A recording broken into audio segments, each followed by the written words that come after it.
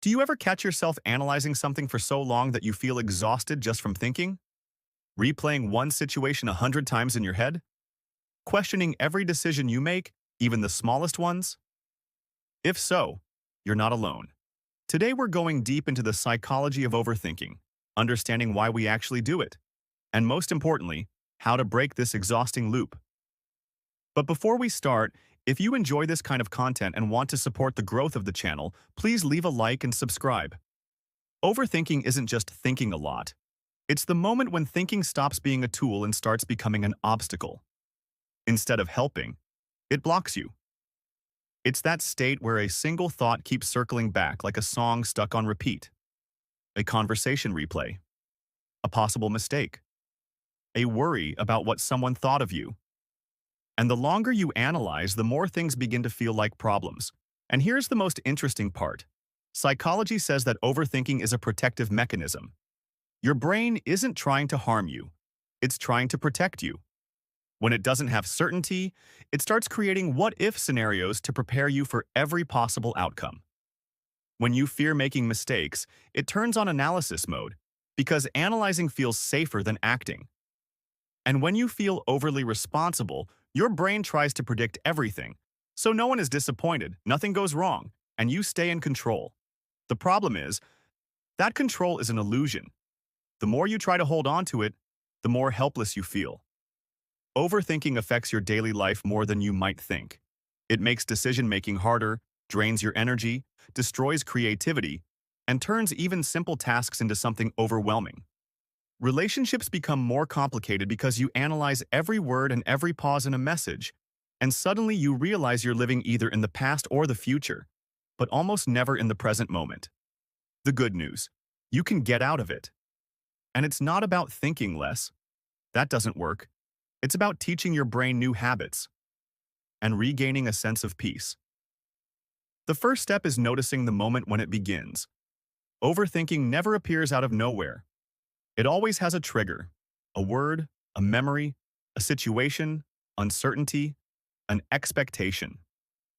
When you learn to catch that first impulse, you gain much more control over what happens next. The second and third steps are where the loop picks up speed, so interrupting it early is key. Another useful technique is naming the thought. It sounds simple, but it's surprisingly effective. Instead of letting the thought take over, stop it with one sentence. This is an anxious thought. This is a worst-case scenario. This is endless analysis. When you name the emotion, you take away its power. Separating facts from interpretations also helps. A fact is something that can be proven. An interpretation is your story about the fact someone didn't reply. That's a fact. They must not like me. That's an interpretation. Overthinking lives in interpretations, not facts. If you consistently separate the two, the loop begins to break apart. You can also introduce a thinking limit, a technique used in cognitive therapy. Tell yourself, 5 minutes, and that's it. In that time, you can think as much as you want. But after 5 minutes, you return to action. This simple ritual teaches your brain that it doesn't need to analyze endlessly, that there is a boundary. One of the most effective strategies is replacing analysis with action. It doesn't need to be a big step. A micro-action is enough. Making a call, writing a message, creating a plan, taking the first small move. Overthinking grows in stillness, and action breaks it. Physical change helps too. It sounds basic, but when you change your body position, go for a quick walk, drink some water, or touch something cold, your brain resets the thought loop. The body and mind are much more connected than we tend to realize. And finally, the most important part: working on your tolerance for uncertainty. Overthinking almost always comes from fearing the unknown. But uncertainty is normal. Life doesn't give full clarity. It helps to remind yourself, I don't need to know everything. I can take the next step even without full certainty. Uncertainty is a part of life, not a threat. The more you accept uncertainty, the less you analyze. Remember this: you don't have to stop thinking. You have to stop fearing your thoughts. Overthinking is not a weakness.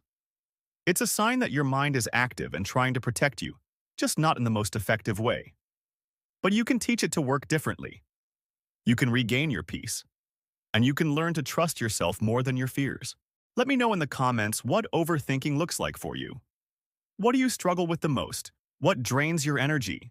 And if you want more content about psychology and inner calm, leave a like and subscribe. It truly helps the channel grow.